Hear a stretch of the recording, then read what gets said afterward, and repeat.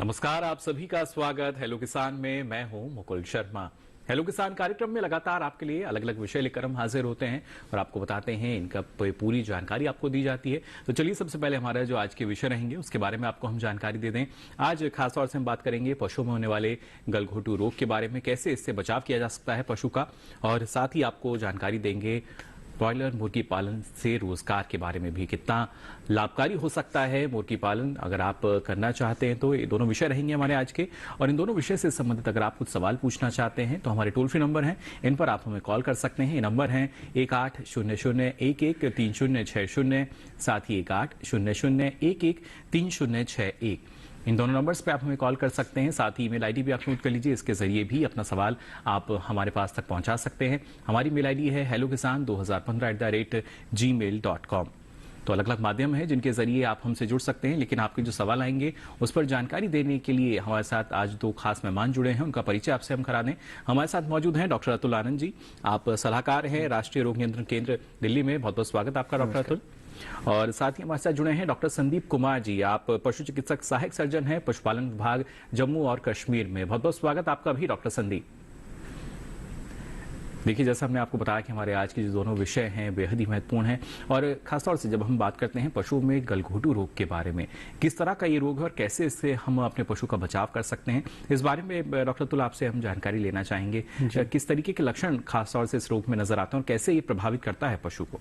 जी, जो HS इसको बोलते हैं, हेमोरेजिक सेप्टिसीमिया, गलघोटू जो है इसको शिपिंग फीवर भी बोला जाता है। कि शिपिंग मतलब जब आप कुछ सामान इधर से उधर शिफ्ट करते हो, वैसे ही आप जब एनिमल को, जानवर को यहाँ से वहाँ शिफ्ट करते हो किसी गाड़ी में, ओवर क्राउडिंग हो जाए या कुछ, तो उसके कारण भी ये जो बीमारी है आ सकती है। और ये इतनी घातक होती है कि 8 से 24 घंटे के अंदर अंदर पशु की मौत हो सकती है जी। तो इसलिए किसान भाइयों को हमेशा से ध्यान रखना कि जैसे ही इसके लक्षण आने शुरू हों उसी समय पशु चिकित्सक के पास जाएं, और इसका जो टीकाकरण है वो निवार्य है इसका मानसून से पहले, वो जरूरी है। टीकाकरण जो है वो हमेशा करवा लिया करें। जी बिल्कुल। देखिए, मानसून से पहले अगर आप टीकाकरण करा लेते हैं तो इस एक जो घातक बीमारी है इससे आप अपने पशु का बचाव कर पाएंगे, और इससे संबंधित और भी जानकारी जो है आपको हम देंगे। लेकिन पहले आइए नजर डाल लेते हैं इस खास रिपोर्ट पर।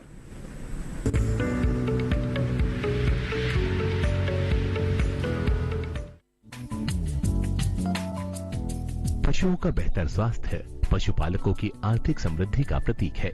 इसीलिए हर पशुपालक को चाहिए कि अपने पशु को बीमारियों से बचाव के लिए जरूरी टीकाकरण कराएं।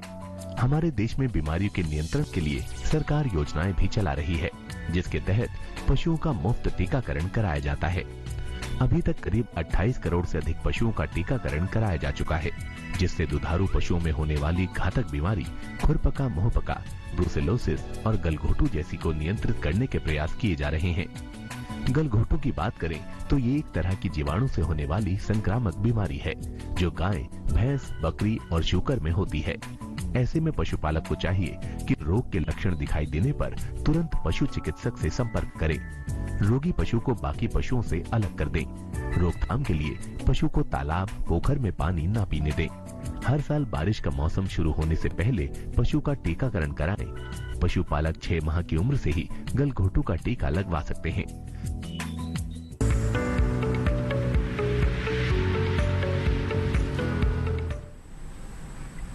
तो जाना आपने कैसे टीकाकरण करा के आप अपने पशु का बचाव कर सकते हैं, और ना सिर्फ गलघोटू बल्कि और भी जो तमाम बीमारियां हैं उनसे बचाव के लिए टीकाकरण बेहद जरूरी है। और सरकार द्वारा अलग अलग योजनाएं भी चल रही हैं, जिसमें कई ऐसे टीके हैं जो कि पूरी तरीके से निःशुल्क हैं, जिससे आपका जो पशु है वो निरोगी रहे, स्वस्थ रहे और आपको उसके जरिए अच्छा लाभ मिल सके। अब आइए रुक कर लेते हैं डॉक्टर संदीप का भी। डॉक्टर संदीप, जानना चाहेंगे आपसे, हम लगातार कहते हैं कि जो मुर्गी पालन है वो कम लागत में अधिक मुनाफा इसके जरिए हमारे किसान ले सकते हैं, लेकिन जब हम खासतौर से ब्रॉयलर मुर्गी फार्म की हम बात कर रहे हैं तो किस तरीके से यहाँ पे जो हमारे मुर्गी पालक हैं, जो किसान हैं, वो इस व्यवसाय को अपना सकते हैं? देखिए, जैसे ब्रॉयलर मुर्गी की बात करें तो हमने जैसे कोरोना काल में भी देखा कि काफी ज्यादा अनएम्प्लॉयमेंट हो गई थी, तो उस टाइम पे भी मुर्गी पालन जी, तो उस टाइम पे मुर्गी पालन एक ऐसा स्रोत आया था क्योंकि लगातार बढ़ोतरी हुई जिसमें कोई कमी नहीं आई। तो मुर्गी पालन एक ऐसा क्षेत्र है जिसमें कोई भी बेरोजगार जो हमारा युवक है वो इसमें अपना एक नया व्यवसाय जो है स्टार्ट कर सकता है जी। और इस अब जो नया अगर आपने स्टार्ट करना है तो एक छोटे लागत से स्टार्ट कर सकता है इंसान। अगर 500 मुर्गी 1000 मुर्गी से भी स्टार्ट करता है तो वो कुछ देर मतलब 5-7-10 साल में वो काफी ऊपर है, वो इनकम जो है वो काफी बढ़ जाती है। इसलिए आप मुर्गी पालन काफी छोटे स्तर से स्टार्ट कर सकते हैं। जी बिल्कुल, एक छोटे स्तर से भी इसकी जो शुरुआत है देखिए वो की जा सकती है। और मुर्गी पालन के लिए भी आपको बता दें अलग अलग योजनाएं चल रही हैं, कैसे इन योजनाओं का लाभ मुर्गी पालकों को मिल सकता है और किस तरह की सावधानी आपको मुर्गी फार्म में रखनी होगी, ये सारी जानकारी हम लेंगे डॉक्टर संदीप से। लेकिन आइए नजर डालते हैं पहले इस खास रिपोर्ट पर भी।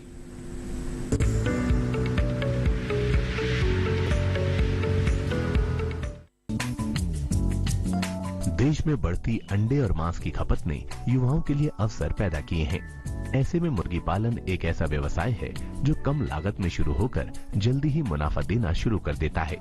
हालांकि इसमें स्थान और मांग के हिसाब से नस्ल का चुनाव काफी अहम होता है।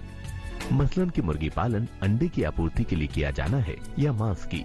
यदि मांस की आपूर्ति के लिए मुर्गी पालन शुरू कर रहे हैं तो ब्रॉयलर सबसे अच्छा विकल्प है।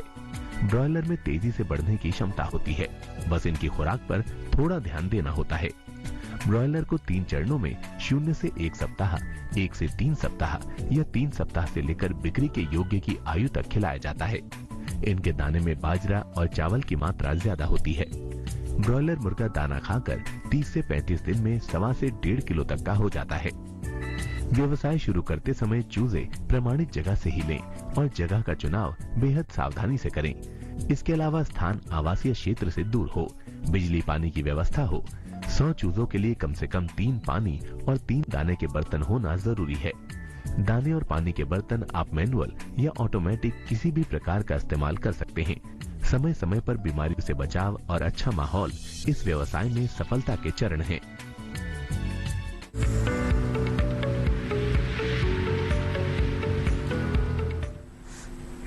तो जाना आपने कैसे ब्रॉयलर मुर्गी से भी आप अच्छा लाभ ले सकते हैं, लेकिन इसके लिए जानकारी होनी बेहद जरूरी और प्रशिक्षण इसमें काफी अहम हो जाता है। फिलहाल हमारे साथ दर्शकों के जुड़ने का सिलसिला भी शुरू हो चुका है।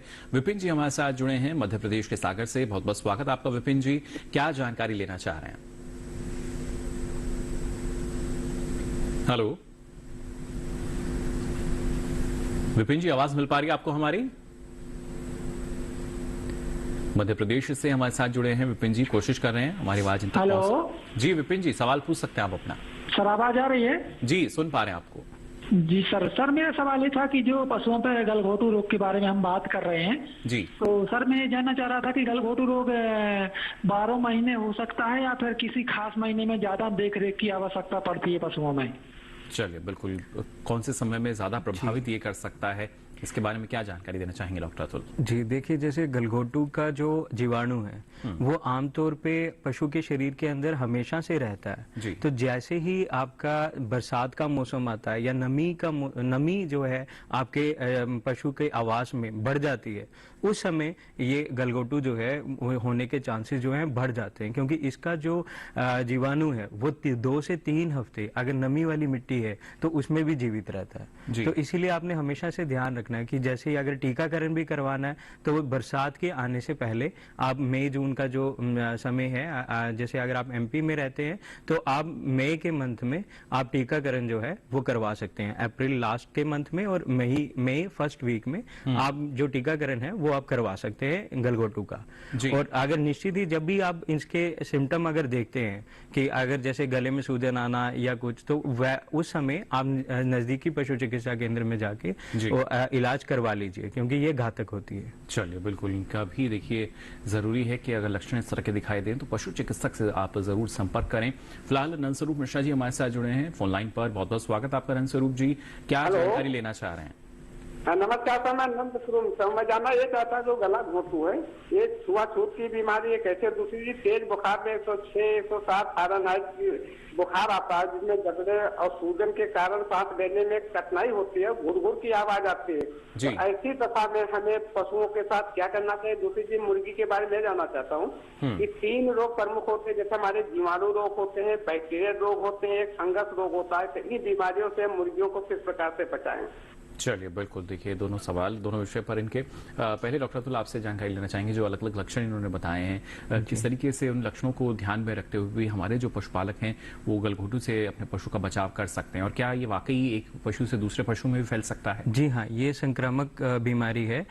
ये पानी से फैल सकती है, फीड से फैल सकती है, और अगर आपने पशु को एक दूसरे के मुंह की तरफ बांध रखा है तो एक दूसरे से भी फैल सकती है, क्योंकि ये सांस लेने से जो बैक्टीरिया है वो ज्यादा अंदर चला जाएगा, तो उसके कारण भी हो सकती है।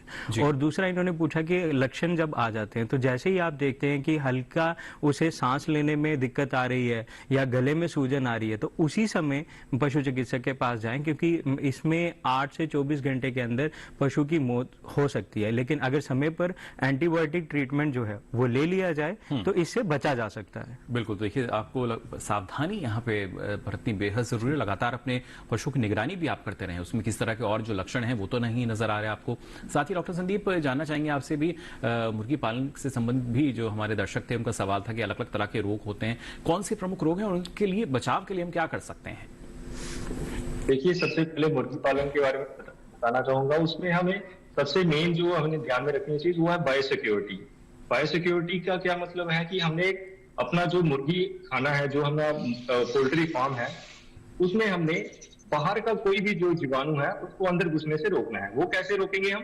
पहली बात हमने ध्यान में रखनी है कि हमारे जो मुर्गी खाना है वहां पे कोई भी जो और कोई मुर्गी पालक है वो हमारे वहां पे ना आए, क्योंकि हो सकता है कि आप कई बार क्या होता है कि उसकी मुर्गी खाने में कोई बीमारी चल रही होती है, वो जब हमारे पोल्ट्री फार्म में विजिट करता है तो वो अपने साथ बीमारियां भी लेके आ जाता है जी। तो हमें इसका ध्यान रखना है कि कोई और जो है वो हमारे वहां पे ना आए। अगर आता भी है तो वो सैनिटाइजेशन करके पूरा अंदर हम घुसने दें, और हमें एक डिप बनाए बाहर, जहाँ पे एंट्री है वहां पे एक डिप होना चाहिए, ताकि डिप में अगर वो आता ही है तो अपने पाँव उसमें डिप करेगा फिर अंदर जाएगा। और इसके साथ साथ में मैं ये बताना चाहूंगा कि हम इसमें जैसे ये बीमारियों से बचने के लिए, जैसे बैक्टीरियल बीमारियां कुछ हैं, साल्मोनेलोसिस होगी, ई कोलाई वगैरह होगी, तो इससे बचने के लिए हम क्या कर सकते हैं कि जो भी पहले तो बायोसिक्योरिटी आ गई, उसके बाद क्या करना है, हमने अपना जो लीटर है, जो मुर्गी के नीचे हमने जो बिछाया होता है भूसा या फिर राइस हस्क जिसको हम बोलते हैं, वो बिछाया होता है, उसको हमने क्या करना है, गीला होने से बचाना है जी। हमने उसकी पैकिंग करनी है और उसमें चूना जो है वो डालना है। कुछ सावधानी अपनाकर हम काफी हद तक इन रोगों से बचाव कर सकते हैं मुर्गी फार्म की, अगर खासतौर से बात की जाए। फिलहाल हमारे साथ एक और दर्शक जुड़े हैं, सतीश जी हमारे साथ जुड़े हैं फोन लाइन पर। बहुत बहुत स्वागत है आपका सतीश जी, क्या जानकारी लेना चाह रहे हैं? हेलो, कुशीनगर उत्तर प्रदेश से हमारे साथ जुड़े हैं सतीश जी। सतीश जी, आवाज मिल पा रही है आपको? हाँ, नमस्कार सर। जी नमस्कार। अभी हम जानना चाहते हैं कि उत्तर प्रदेश पशुपालन को ध्यान से मुर्गे की कौन सी वैरायटी पालने की अच्छा मांस के तीसरे साल पर अच्छा। चलिए, बिल्कुल। डॉक्टर संदीप, उत्तर प्रदेश कुशीनगर से हमारे दर्शक जुड़े हैं और जानना चाह रहे हैं कि वहां के लिए कौन सी प्रजाति अच्छी रहेगी मुर्गी की? देखिए, ब्रॉयलर पे आप कॉब वैरायटी की जो प्रजाति है उसको आप पाल सकते हैं। वो क्या होता है कि उसमें 30 से 35 दिन में आपको 1.5 किलो का जो वेट गेन है वो मिल जाता है। जी, तो बिल्कुल। देखिए, जो क्षेत्र अनुसार अलग अलग प्रजातियां हैं, आप उनका चयन करें तो और भी बेहतर स्थिति आपके लिए हो सकती है और भी ज्यादा लाभ जो है आपको मिल सकता है। और ईमेल के जरिए भी देखिए जो हमारे पास सवाल हैं वो आ रहे हैं, आपके जो दर्शक हैं अपने सवाल भेज रहे हैं। फिलहाल एक सवाल हमारे पास आया है अजय कुमार जी का, और डॉक्टर अतुल ये बता रहे हैं इनके पास एक भैंस है जिसका वजन जो है वो नहीं बढ़ पा रहा है, काफी दुर्बल है, कमजोर है, और खासतौर से एक जो और दूसरी जो भैंस है इनके पास वो करीब 14 महीने की है। क्या उसको गर्भाधान उसका ये अभी करा सकते हैं? जी, अगर जैसे इन्होंने बताया कि अगर पशु का वजन जो है वो नहीं बढ़ रहा है तो निश्चित रूप से इसमें पेट में कीड़े हो सकते हैं जिनके कारण जो वजन है वो बढ़ता नहीं है, या फिर उसकी जो रोग प्रतिरोधक क्षमता है वो कम हो सकती है, उसके कारण भी जो वजन है वो बढ़ना कम हो जाता है। तो इसके लिए इन्होंने क्या करना है कि सबसे पहले तो इन्हें कीड़ों की दवाई जो है अपने पशु को देनी है, और दूसरा इन्हें संतुलित आहार जो है वो खिलाना है, क्योंकि कई बार क्या होता है कि हम एक ही तरह का आहार देते रहते हैं तो वो पशु जो है वो सिलेक्टिव फीडर हो जाता है। तो इसीलिए हमें उनसे संतुलित आहार देना है। मिनरल मिक्सचर की मात्रा 40 ग्राम जो है वो अपने फीड में ये मिला ले, ऐड करें। और जो दूसरा इन्होंने पूछा कि अगर वो 14 महीने की हो गई है तो, लेकिन अगर वो भी दुबली पतली है तो अभी थोड़ा सा इंतजार कर लें, अगली बार आप उसे AI जो है वो करवा सकते हैं। चलिए, बिल्कुल। तो देखिए, अलग अलग जानकारी है जिसको जानना आपके लिए बेहद जरूरी, तभी और बेहतर आप पशुपालन क्षेत्र में कार्य कर सकते हैं। फिलहाल हमारे साथ एक और दर्शक जुड़े हैं कपूरथला पंजाब से। बहुत बहुत स्वागत आपका हरी सिंह जी, क्या जानकारी लेना चाह रहे हैं? नमस्कार डॉक्टर साहब जी। जी नमस्कार डॉक्टर साहब जी, गलघोटू के टीके जो मैं ये लगाने आती है टीम, कई बार नहीं आती, तो ये प्राइवेट भी किसी मेडिकल स्टोर से मिल सकते हैं? और दूसरा सवाल है जी कि एक ही सिरिंज से कई बार सभी पशुओं को टीके लगा देते हैं, इसके बारे में भी बताना जी। चलिए, बिल्कुल। क्या ये जो टीका है इनको बाहर से उपलब्ध हो सकता है, और अलग अलग अवस्थाओं के टीकों के बारे में जानकारी लेना चाह रहे हैं डॉक्टर? जी जी हाँ, ये टीका ये बाहर से भी ले सकते हैं और सरकारी अस्पताल से भी ये टीका ले सकते हैं। और जैसे कि मैंने बताया कि मानसून से पहले, बरसात से पहले, अगर ये पंजाब के रहने वाले हैं तो ये वहाँ पे जो टीका है मानसून से पहले मई जून में ये लगवा सकते हैं। और बाकी टीकाकरण के लिए इन्होंने पूछा, जैसे FMD ब्रुसेलोसिस, अब ब्रुसेलोसिस का जो है वो 4 महीने की जब बच्चियां होगी उस समय पे वो दिया जाएगा, और वो पूरे जीवन काल में एक बार दिया जाता है। और FMD का जो टीका है वो 2 बार दिया जाता है, मानसून से पहले और मानसून से बाद। और ये भी आप नजदीकी पशु चिकित्सा केंद्र से आप लगवा सकते हैं। चलिए, बिल्कुल। देखिए, इन बातों का आपको ख्याल रखना होगा, जिससे आपके जो पशु हैं वो निरोगी रहेंगे, स्वस्थ रहेंगे, और उसके जरिए आपको अच्छी आमदनी मिल सकेगी। फिलहाल हेलो किसान में वक्त हो चला एक छोटे से ब्रेक का। ब्रेक से लौटेंगे तो आपको बताएंगे और किस तरीके से आपके जो पशु हैं स्वस्थ रहेंगे, और कैसे ब्रॉयलर मुर्गी फार्म में आप अच्छा लाभ ले सकते हैं। सारी जानकारी इस छोटे से ब्रेक के बाद।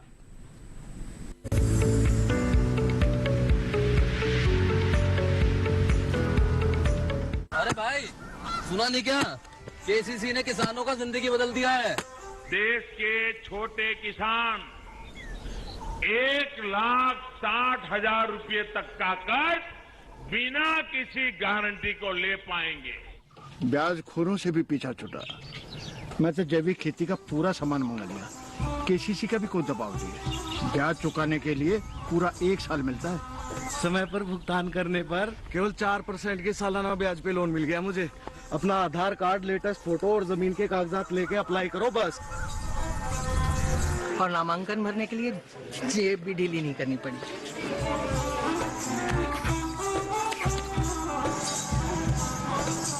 चाचा, उधार चुकाने के 24 घंटे के बाद उतने ही पैसे वापस निकाल सकते हैं।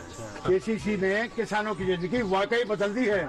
तो आप भी किसान क्रेडिट कार्ड अपनाएं और सहजता से ऋण पाएं।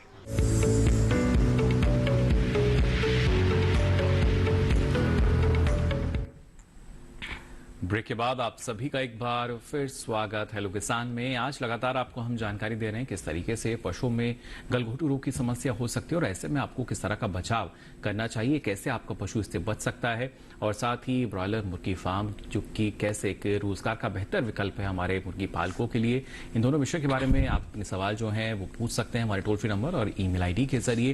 फिलहाल हमारे पास कई और सवाल आए हुए हैं ईमेल के जरिए भी, ये हम शामिल कर लेते हैं। डॉक्टर संदीप नरेंद्र चौहान जी का एक सवाल आया है कि क्या जो मुर्गी फार्म के लिए ट्रेनिंग यानी प्रशिक्षण जो है वो किसी जिले में कहां से उनको मिल सकता है, और क्या इसके लिए भी किस तरह की ऋण की व्यवस्था है या कोई आर्थिक मदद एक किसान को मिल पाती है या नहीं? जी बिल्कुल, हर एक स्टेट गवर्नमेंट ने अपनी अपनी एक स्कीम चलाई हुई है पोल्ट्री की। तो आप अपने नजदीकी पशु चिकित्सा केंद्र में जा सकते हैं, और वहां से आप जो आपके गवर्नमेंट पोल्ट्री फार्म्स हैं वहां पे 1 वीक की या फिर 15 डेज की ट्रेनिंग हर एक स्टेट गवर्नमेंट जो है वो देती है। तो ये वहां पे अप्लाई कर सकते हैं। इनको ट्रेनिंग जो प्रशिक्षण है वो दिया जाएगा वहां पे कि कैसे आपने मुर्गी पालन करना है और कैसे आपने शेड बनाना है, पूरी वहां पे जानकारी जो है मिलती है।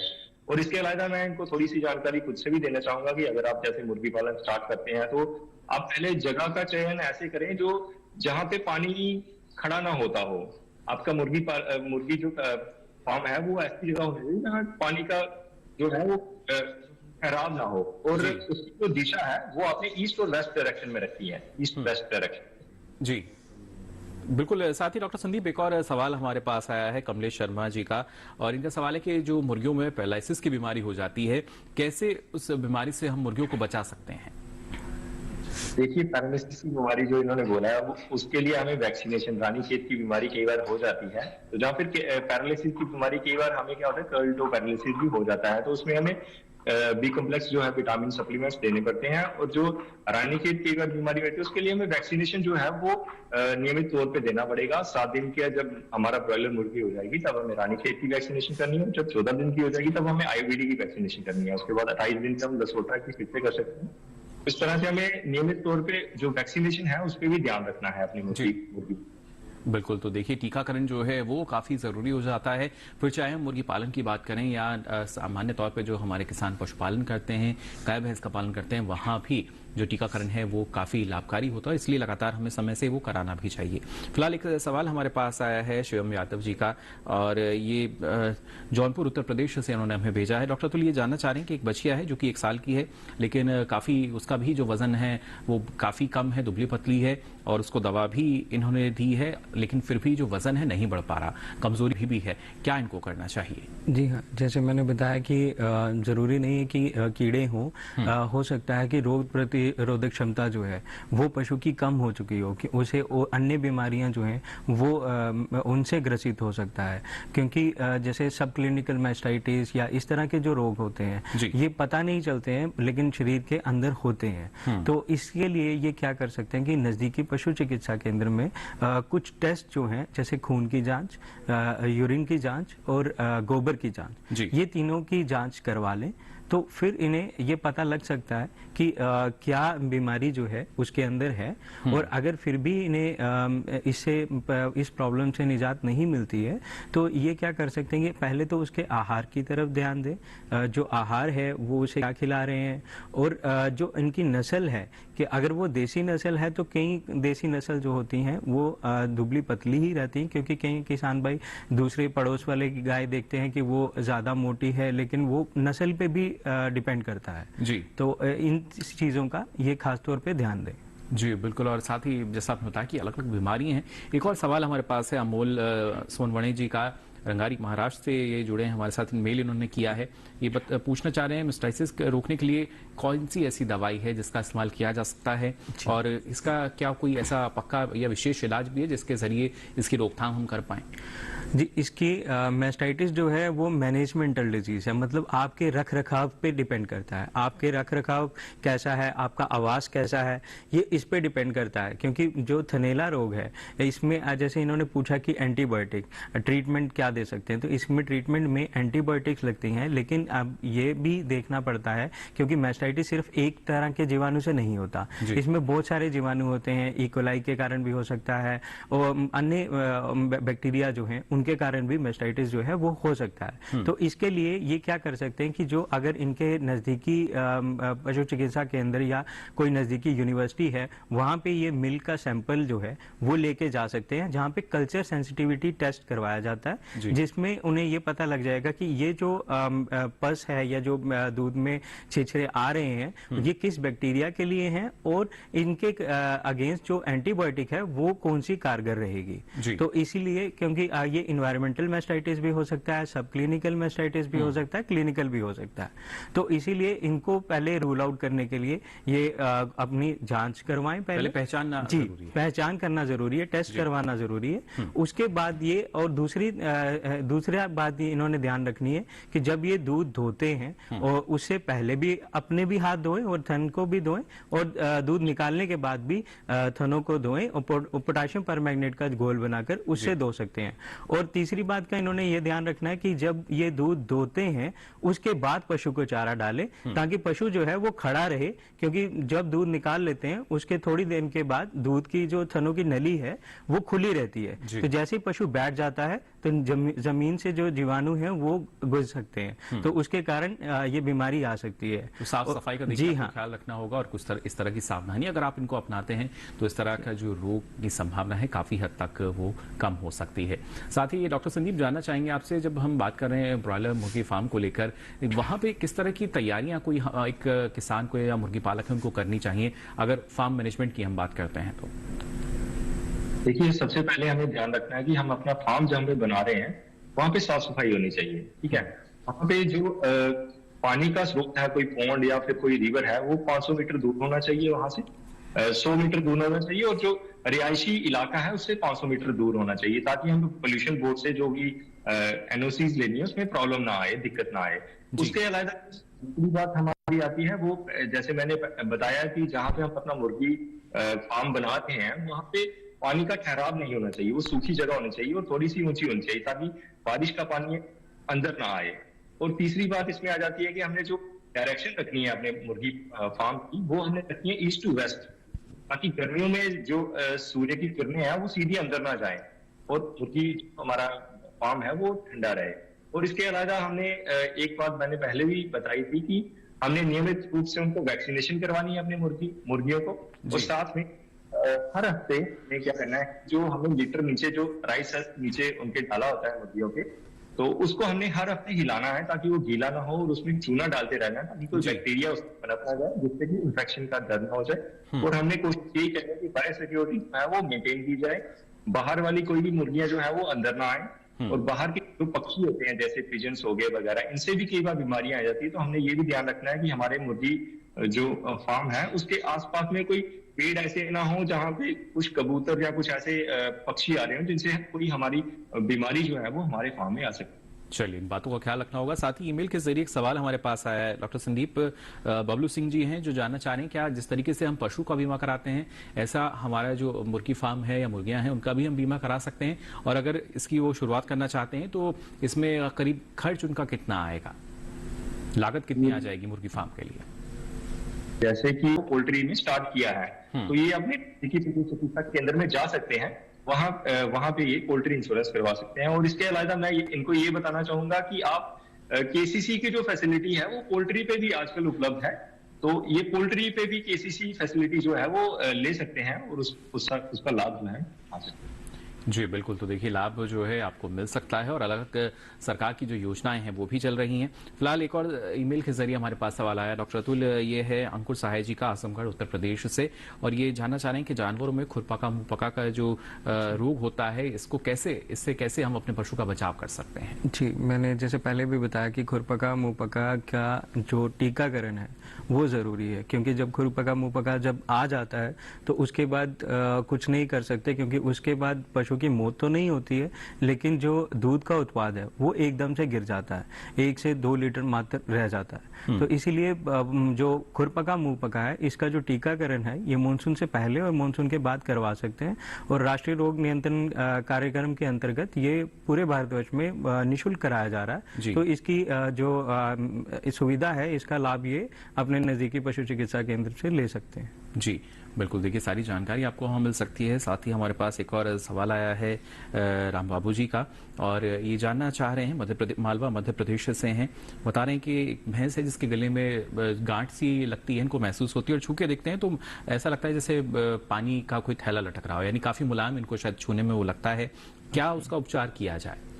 जी, जैसे इन्होंने बताया कि हो सकता है कि वो सिस्ट भी हो, ज़रूरी नहीं है कि गलघोटू भी हो सकता है, और इसमें ये नज़दीकी पशु चिकित्सा केंद्र में जाके उसकी जांच करवा सकते हैं। या तो वो अगर बिल्कुल सॉफ्ट है, मुलायम है, तो ट्यूमर भी होने के चांसेस हो सकते हैं। अगर पानी जैसा भरा हुआ दिखता है तो उसका फ्लूइड जो है वो ड्रेन करवा के उस फ्लूइड की जांच करवा सकते हैं कि वो उसमें कल्चर सेंसिटिविटी टेस्ट भी करवा सकते हैं। तो उससे इनको पता लग जाएगा कि उसमें क्या है, और फिर निश्चित रूप से उसका जो इलाज है वो संभव हो पाएगा। तो बिल्कुल देखिए सावधानी जो है लोकेश जी आपको जरूर अपनानी होगी, और जो पशु चिकित्सक हैं उनसे आप संपर्क जरूर करें, जिससे आने वाले समय में और किस तरह की जो आपका जो पशु है उसको नुकसान ना हो, उसकी सेहत पे ज्यादा नुकसान ना पहुंच सके।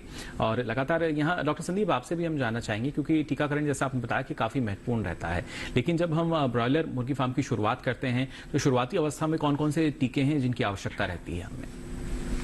देखिए, जैसे हम ब्रॉयलर फार्म स्टार्ट करेंगे तो उसमें क्या है कि 7 दिन पे और 14 दिन पे हमें टीकाकरण वो करना है, वैक्सीनेशन। एक हमारा वैक्सीनेशन रानी खेत डिजीज की, और दूसरी हमारी आती है IVD की, गोरो जिसको हम बोलते हैं। तो ये 2 टीकाकरण जो है ये बहुत ही ज्यादा आवश्यक है, ये हमें जो है ये करवाने ही करवाने चाहिए। जी तो बिल्कुल देखिए, शुरुआती अवस्था में जो टीकाकरण है किस तरीके से महत्वपूर्ण होता है, उनको कराना बेहद जरूरी। लेकिन अक्सर हम देखते हैं डॉक्टर संदीप, कभी कभी जो मुर्गी पालक हैं वो सही समय पर टीकाकरण नहीं कराते, या जैसा कि शुरुआत में आपने कहा कि जो जैव सुरक्षा है उसका हमें ध्यान देना चाहिए, क्योंकि बर्ड फ्लू एक ऐसी समस्या है जिसकी वजह से जो मुर्गी पालक हैं वो काफी परेशान भी होते हैं। और अब इन दिनों हमने देखा था, पिछले दिनों भी इस तरह के कई मामले सामने आए थे। तो ऐसे में किस तरह की सावधानी बरती जा सकती है जैसे इस तरह का जो घातक रोग है वो भी ना हो? देखिए, बर्ड फ्लू एक बहुत ही घातक बीमारी है।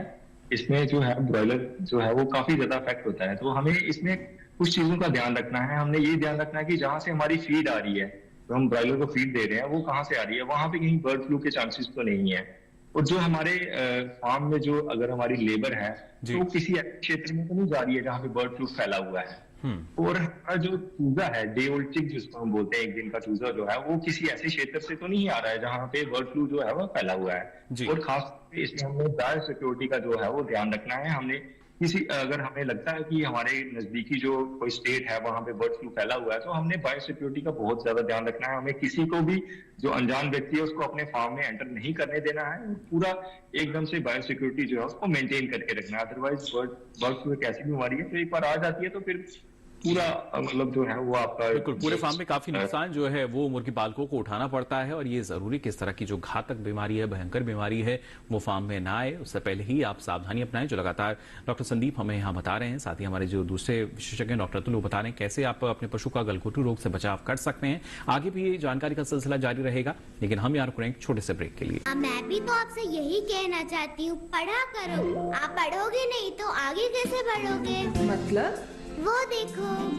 सिर्फ बैक पर छपा ऑर्गेनिक नहीं, ऑर्गेनिक का निशान पहचानिए। पीजीएस ऑर्गेनिक का ये लो उन किसानों की पहचान है जो आज भी परंपरागत विधि से रसायन मुक्त खेती कर आपके लिए शुद्ध फसल उपजा रहे हैं।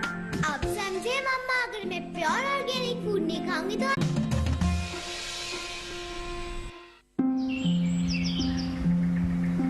अरे क्या कर रहा है? इधर इधर इधर, हम बोल रहे हैं तेरे बीजू का। पुतला बोल रहा है? हाँ, पक्षियों से तो हम खेत को बचा लेते हैं, पर इन घातक रसायनों से कैसे बचाएं? मतलब?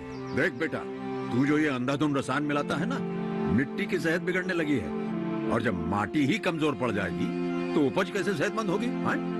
अरे पहले ऐसा नहीं था। पूछना अपने बड़े बुजुर्गों से, कैसे फसल लहलहाती थी, शुद्धता झलकती थी। हाँ, माटी भी तंदुरुस्त और लोग भी।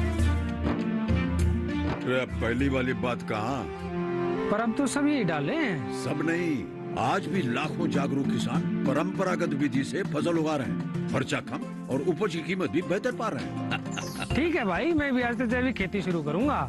माटी से प्रेम की परंपरा है परंपरागत खेती।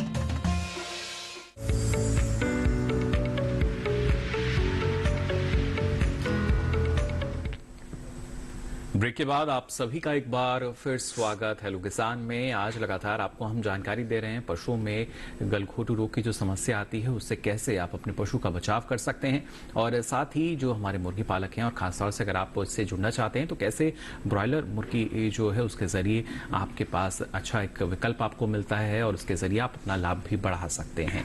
दर्शक लगातार अलग अलग माध्यम से हमारे साथ जुड़ रहे हैं, हमारे टोल फ्री नंबर है उन पर भी आप कॉल कर सकते हैं। साथ ही ईमेल आईडी के जरिए भी हमारे सवाल हमारे पास पहुंच रहे हैं। फिलहाल रोहित जी का एक सवाल आया है मध्य प्रदेश से। डॉक्टर अतुल ये जानना चाह रहे हैं कि गलघोटू का जो टीका है वो क्या साल में एक ही बार लगवाना चाहिए या कब कब उसको लगवाना चाहिए? जी हाँ, गलघोटू का जो टीका है वो जैसे मैंने बताया कि बरसात से पहले लगवाना है, तो साल में एक बार ये लगवा सकते हैं। जब बरसात आने वाली होती है, जैसे मई जून का महीना है, उस समय ये टीका जो है वो लगवा सकते हैं। जी बिल्कुल। और ना सिर्फ डॉक्टर जो टीकाकरण है उसके जरिए तो सावधानी होती है, और इसके साथ साथ साफ सफाई का भी हमारे जो पशुपालक हैं उनको ख्याल रखना होता है, और कुछ विशेष सावधानी, क्योंकि अब जैसे जिस तरह का मौसम अब फिलहाल बना हुआ है, बदलता मौसम अब रहेगा, इस दौरान किन बातों का ख्याल रखना चाहिए उनको? जी हाँ, जैसे अभी खासतौर पर इनको ध्यान रखना कि आवास में जो इनका जो ऐसे मल मूत्र है वो गिरता है, उसे टाइम पे साफ करना है। और अगर 0.5% फिनोल का जो यूज करते हैं, अगर ये इस्तेमाल करते हैं शेड को साफ करने के लिए, तो उससे जो एचएस जो हेमोरेजिक सेप्टिसीमिया जो गलघोटू का बैक्टीरिया है वो मर सकता है। तो इसीलिए ये शेड को बिल्कुल साफ रखें और शेड को हवादार रखें ताकि नमी जो है वो ना बन पाए, क्योंकि नमी जितनी होगी उतनी ज्यादा इस बैक्टीरिया की ग्रोथ होगी। ये बैक्टीरिया के लिए बहुत फेवरेबल कंडीशन होती है कि जब नमी होती है। तो इसीलिए जैसे मैंने बताया कि नमी में अगर मिट्टी में नमी होगी तो 2 से 3 हफ्ते तक ये बैक्टीरिया जो है ये सरवाइव करता है। तो इन चीज़ों का आपने हमेशा से ध्यान रखना है कि जैसे 2 से 3 हफ्ते है तो हर हफ्ते फिनोल से आप अपने शेड की सफाई करें और शेड को हवादार रखें, धूप जो है वो प्रॉपर तरीके से लगे ताकि नमी जो है वो शेड में ना बन पाए। तो बिल्कुल देखिए, आवाज का हमें बेहतर ख्याल यहाँ रखना होगा। साथ ही डॉक्टर, तो एक और ईमेल हमारे पास आया रमेश चंद जी का फतेहाबाद हरियाणा से। ये जानना चाह रहे हैं कि जो पशु क्रेडिट कार्ड अब क्योंकि बनने लगा है, सरकार की नई योजना आई है जिसके जरिए केसीसी जो है वो बनता है पशुपालकों का भी, तो क्या उसके लिए कितने पशु होने अनिवार्य हैं, कुछ इस बारे में जानकारी देना चाहेंगे आप?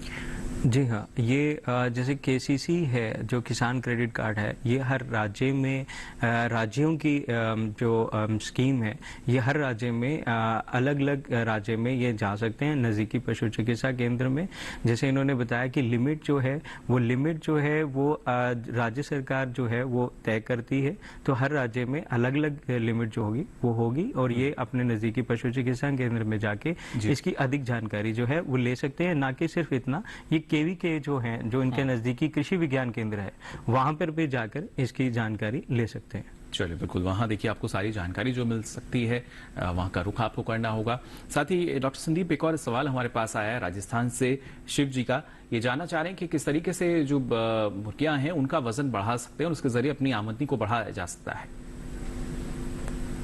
देखिए, सबसे पहले हमें, जैसे मैं पहले भी मुर्गी 30 से 35 दिन वो तैयार हो जाती है इसमें हमारी। तो सबसे पहले कोई हमारा भाई है जो व्यवसाय को स्टार्ट करना चाहता है, तो पहले वो 500 मुर्गी से स्टार्ट करेगी इस काम को। तो 500 मुर्गी से स्टार्ट करेगा तो कुछ दिनों में उसको थोड़ी सी जानकारी, तो 100 लाख वो बात उसकी जानकारी हो जाएगी।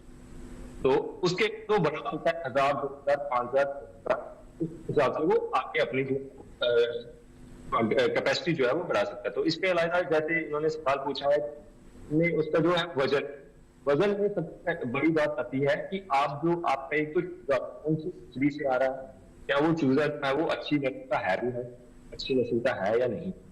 तो उसके अलावा जो फीड हम दे रहे हैं वो भी अच्छी वैरायटी की होनी चाहिए, जो क्वालिटी होनी चाहिए। और इसके अलावा हम कुछ ग्रोथ प्रमोटर्स आते हैं, मल्टीविटामिन फीड्स आती हैं, वो हम दे सकते हैं। उससे क्या होता है कि थोड़ी ग्रोथ जो है वो प्रमोट होती है और वो जल्दी जो है चूजा वो अपना वेट गेन जो है वो कर सकता है। तो सबसे पहले सबसे महत्वपूर्ण बात यही है कि आप कम कैपेसिटी से स्टार्ट कीजिएगा अपना जो ब्रॉयलर फार्म है, तो फिर उसके बाद आप उसको बढ़ा सकते हैं। और ये बहुत ही अच्छा और शॉर्ट पीरियड में रिटर्न देने वाला एक स्रोत है और इसको जो हमारे अनएम्प्लॉयड यूथ है वो इसको कर सकता है एम्प्लॉयमेंट के जरिया बनाने की। बिल्कुल। साथ ही डॉक्टर संदीप, एक और सवाल हमारे पास आया है संजीव का पंजाब से।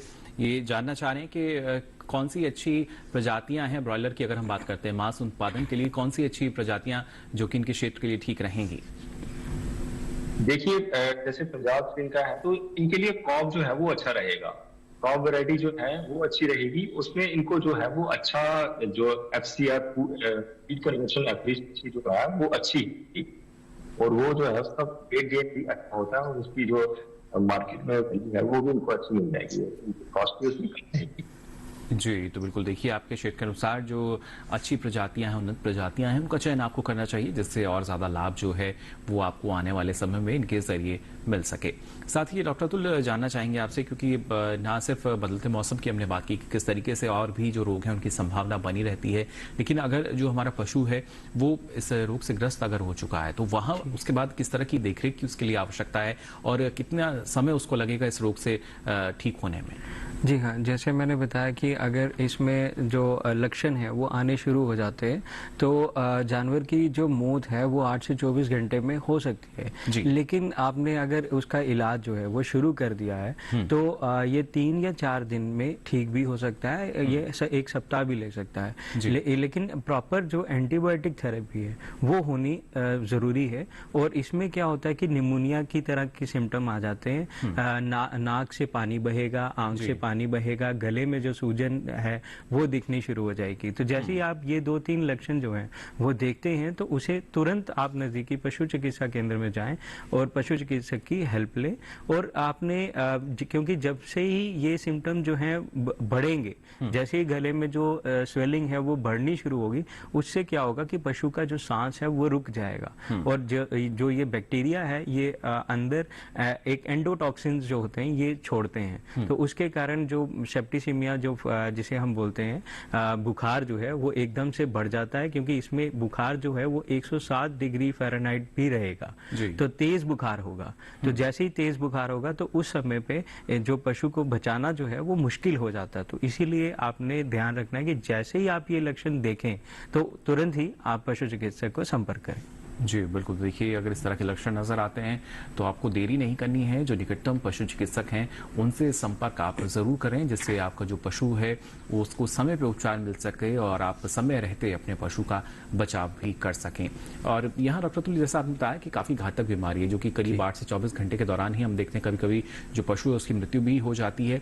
लेकिन क्या शुरुआती तौर पर कुछ इस तरह का भी कोई उपचार जो आप बताना चाहें जो कि हमारे पशुपालकों को उसको अपना सकें या इस तरह के, क्योंकि अक्सर देखते हैं कि वो घरेलू उपचार जो है उसमें समय व्यतीत कर देते हैं और तब तक शायद जो पशु के लिए काफी देरी हो चुकी होती है। हाँ जी हाँ, जैसे मैंने बताया कि आमतौर पे ये जो बैक्टीरिया है ये हमेशा से शरीर में रहेगा जैसे ही इसकी मात्रा बढ़ती है, क्योंकि अगर ये अन्य रोगों से ग्रसित होगा या कोई अन्य जानवर जो है वो किसी तरह के स्ट्रेस में आएगा, किसी जैसे अगर आप एक जगह से दूसरी जगह जानवर को लेके जा रहे हैं उस समय पे आपने समय समय पर जानवर को पानी पिलाना है और आपने देखना है कि जो जहाँ जिस गाड़ी में आप लेके जा रहे हैं वो हवादार है, उसमें कहीं नमी वगैरह तो नहीं बन रही है। उन सब चीजों का आपने ध्यान रखना है और ज्यादा पशु को नहीं दूर तक लेके जाना है। थोड़ी थोड़ी देर के बीच में आपने विराम देना है, उसे पानी वानी पिलाना है, चारा देना है नियमित रूप से और फिर आपने उसे ट्रांसपोर्ट करना है। इसीलिए इसको शिपिंग फीवर कहा जाता है कि जब ये हमें आमतौर पे हमेशा ये ट्रांसपोर्ट के टाइम पे देखा जाता है। जब आप जानवर को एक जगह से दूसरी जगह लेके जाते हैं तब ये जो बीमारी है ये ज्यादातर आती है। और जब आप नया जानवर अपने शेड में ला रहे हो तो वहां से हो सकता है कि उसमें ये बीमारी आ चुकी हो, क्योंकि अभी ये 2 से 3 दिन लगते हैं इसके इंक्यूबेशन पीरियड जो है, तो तब आपको लक्षण जो है वो दिख नहीं रहे होंगे। तो उस समय पे ये दूसरे जानवरों में भी ट्रांसमिट हो सकता है। तो इसके लिए आपने क्या करना है कि जब भी नया जानवर लाएं उसे अलग शेड में बांधें या अलग जगह पे बांधें, अपने जो जानवर पहले से रखे हुए हैं उनते हैं। जी बिल्कुल, देखिए यानी जो रोगग्रस्त पशु है उसको स्वस्थ पशु से हमें अलग कर देना चाहिए, जिससे जो दूसरे पशु हैं उनमें ये गंभीर रोग जो है वो ना फैले। और जैसा कि जो हमारे विशेषज्ञ उन्होंने बताया कि किस तरीके से, देखिए ज्यादा समय भी नहीं होता है लेकिन लक्षण आपको नजर आने शुरू हो जाते हैं, तो ऐसे में जरूरी यही कि आप लापरवाही ना करें और जो स्वस्थ पशु हैं उनको बीमार पशु से अलग रखें, उनको अलग बांध दें। साथ ही यहाँ डॉक्टर संदीप आपसे भी हम जानना चाहेंगे, क्योंकि आवागमन की जब बात करते हैं या परिवहन की बात की जाए तो इस दौरान हम देखते हैं जो हमारी मुर्गियां हैं वो भी काफी प्रभावित हो जाती हैं अलग अलग रोगों से। वहां पे किस तरह की सावधानी बरतने की आवश्यकता है? देखिए, सबसे पहले जैसे कि मैंने बताया था कि वैक्सीनेशन जो है वो बहुत जरूरी होती है। तो अगर हमने मुर्गियों को वैक्सीनेशन करवाई होगी तो जो अगर वो हम किसी और क्षेत्र में लेके जा रहे हैं, एक तो हमारी मुर्गी जो है वो किसी बीमारी को दूसरे क्षेत्र में नहीं लेके जाएगी, सबसे पहली बात ये आ गई। और उसके बाद ये आ गई कि जिस ट्रक में या जिस पोल्ट्री व्हीकल में हम लेके जा रहे हैं वो पोल्ट्री व्हीकल जो है पूरे नियमित अनुसार बनाया गया हो, उसमें पूरे केजीज वगैरह हो। और उसमें भी हमने क्या करना है, जब हमने पोल्ट्री को लेके जाना है हमने पहले फीडिंग और वाटरिंग करवा के उसके बाद ही हमने जो है वो लोडिंग करवानी है। और हमने ये ध्यान रखना है कि जब हम जब हम उसको ट्रेवल करवा रहे हैं, ट्रांसपोर्टेशन कर रहे हैं, तो उसका जो इन्वायरमेंटल टेम्परेचर है ज्यादा गर्मी भी ना हो और ज्यादा सर्दी भी ना हो। जैसे थोड़े दिन पहले ज्यादा सर्दियों का मौसम चल रहा था, तो उसमें हमने क्या करना है कि चादर जहाँ कुछ ऐसा जो है वो कुछ लेके अपने जो ट्रक है उसको रैप कर लेना ताकि जो हवा है, जो ठंडी हवा है, वो सीधे उसको ना लगे मुर्गी को जी। और जैसे गर्मियों में क्या होता है, हम गर्मियों में हमें यही करना चाहिए कि जब हमें ट्रांसपोर्टेशन करनी है वो हमने रात को करनी है, ताकि रात को जो है वो गर्मी ज्यादा नहीं होती है और दिन को जो है वो लू चलती है, जिससे कि मुर्गी की मौत जो है वो ट्रांसपोर्टेशन के दौरान हो सकती है। और इसमें भी हमने यही ध्यान रखना है कि मुर्गी को ट्रांसपोर्टेशन करने से पहले फीडिंग और वाटरिंग वो करवा दें। चलिए, यानी ये सावधानी जो है ये देखिए बरतनी होगी, जिससे हमारी जो दूसरे पक्षी हैं यानी जो मुर्गियां हैं वो अलग अलग रोग से प्रभावित ना हो और उसके जरिए आपको हमेशा अच्छा लाभ आने वाले समय में भी मिल सके। फिलहाल और किस तरह की सावधानी आपको अपनानी होंगी, हमारे जो दोनों विषय हैं उसके संबंध में आपको जानकारी हम देंगे, लेकिन यहाँ रुक रहे हैं एक और छोटे से ब्रेक के लिए, जल्द हाजिर होंगे। आप बने रहिए दूरदर्शन किसान पर।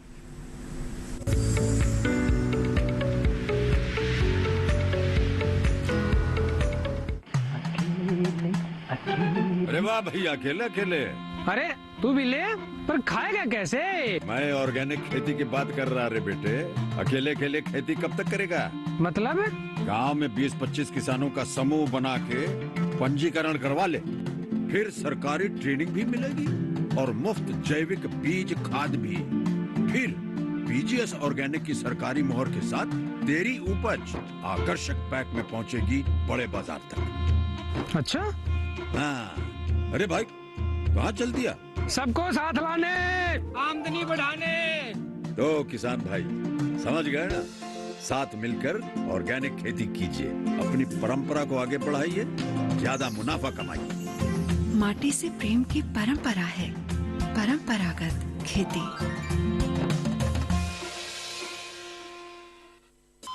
अरे सुन तो। मुझे क्या सुनाना चाहते हो? जो सुनाओ मेरी सौतन को। किसको? अरे वही तुम्हारा मोबाइल फोन जिससे सुबह शाम दिन रात चिपके रहते थे और कहते थे किसान कॉल सेंटर से बातें हो रही हैं। अच्छा ये बात है। हाँ क्यों, क्या हुआ? अब बात नहीं होती क्या? अब तो झट से बात हो जाती है। ऐसा क्या? हाँ, अब तो ज्यादा लाइनें और खास तकनीक के कारण खेती के माहिरों से तुरंत बात हो जाती है। और अगर कभी लाइन व्यस्त हो तो अपनी समस्या फोन पर रिकॉर्ड करा दो, वहाँ से फोन आ जाता है और समस्या की हल का मैसेज भी आ जाता है। ये देखो आ गया।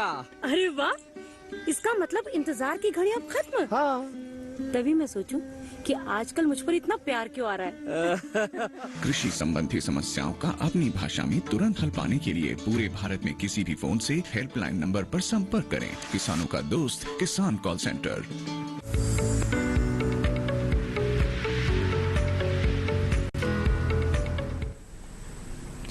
ब्रेक के बाद आप सभी का एक बार फिर स्वागत। हेलो किसान में लगातार आपको जानकारी हम दे रहे हैं कैसे पशुओं में गलघोटू रोग से की जो समस्या है उसका समाधान आप कर सकते हैं और किस तरह का बचाव या उपचार जो है वो समय रहते आपको करना चाहिए, और साथ ही मुर्गी पालन में ब्रॉयलर मुर्गी पालन कितना लाभकारी है और कैसे रोजगार सृजन इसके जरिए किया जा सकता है।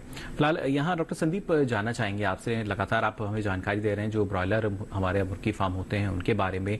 अगर खासतौर से अगर हम बात करते हैं जो हमारे सरकारी योजनाएं हैं या कैसे एक किसान को आर्थिक मदद जो है वो अलग अलग योजनाओं के जरिए मिल सकती है। शुरुआत में जैसे आपने बताया करीब 500 पक्षी जो हैं उनके जरिए शुरुआत की जा सकती है। जी देखिए, हर एक जो स्टेट गवर्नमेंट है उसने पोल्ट्री में जो है वो स्कीम्स चलाई हुई हैं। उसमें क्या ब्रॉयलर मुर्गी की जो स्कीम है वो उस जो हमारा फार्मर है वो अपने नजदीकी पशु चिकित्सा केंद्र में जाएगा और वहां पे वो पता करेगा, ये बोलेगा कि मैंने ब्रॉयलर मुर्गी जो है वो स्टार्ट करनी है। तो उसमें क्या होगा, हर एक स्टेट गवर्नमेंट जो है वो सब्सिडाइज्ड लोन जो है वो प्रोवाइड करती है जी। तो उसमें जो हमारा फार्मर है वो जाके सब्सिडाइज्ड लोन जो है वो लेके अपना जो व्यवसाय है मुर्गी पालन का ये स्टार्ट कर सकता है। इसके बाद जब व्यवसाय स्टार्ट हो जाएगा तो उसके बाद वो केसीसी की फैसिलिटी जो है, किसान क्रेडिट कार्ड की फैसिलिटी अपने मुर्गी पालन जो फार्म है उस पर ले लेगा और उससे क्या होगा कि उसका एक नियमित रूप से एक जो एम्प्लॉयमेंट का सोर्स है वो चलता रहेगा और उसका एक व्यवसाय जो है वो पूरा सरकार की मदद से अच्छे तरीके से जो है वो उसको स्थापित कर पाएगा।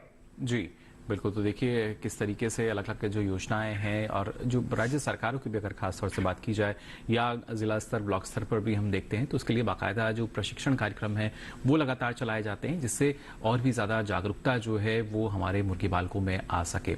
वहीं डॉक्टर अतुल, अगर जब हम बात कर रहे हैं गलघोटू रोग को लेकर, कभी कभी किसान का कहना यह भी होता है कि हमने जो दवा दी उसका असर उतना नहीं हो पाया, लेकिन दवा देने के बाद भी पशु में क्या इस तरह की जो बीमारी है उसके लक्षण नजर आ सकते हैं अगर समय रहते वो दवा भी दे देते हैं तो? जी हाँ, जैसा कि मैंने बताया कि ये एक बैक्टीरियल डिजीज है, ये पास्चुरेला मल्टोसिडा नामक जीवाणु से होती है।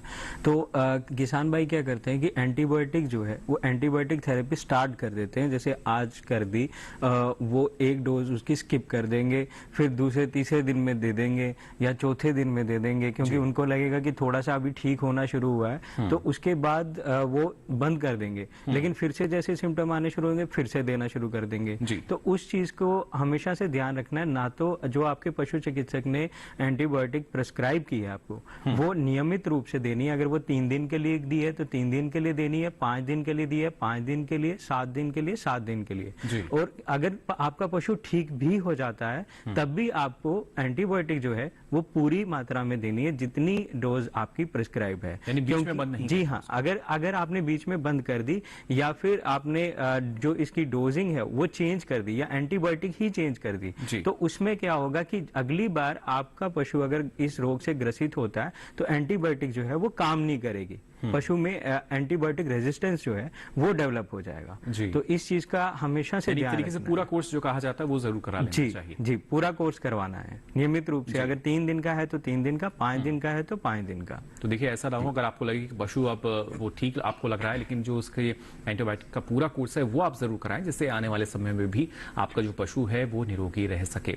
साथ ही संदीप जी, एक और सवाल आया है हमारे पास बरेली उत्तर प्रदेश से बबलू सिंह जी का। वो जानना चाह रहे हैं कि मुर्गी पालन के लिए व्यावसायिक स्तर पर अगर वो करना चाहते हैं तो कम से कम कितने क्षेत्र की आवश्यकता रहती है?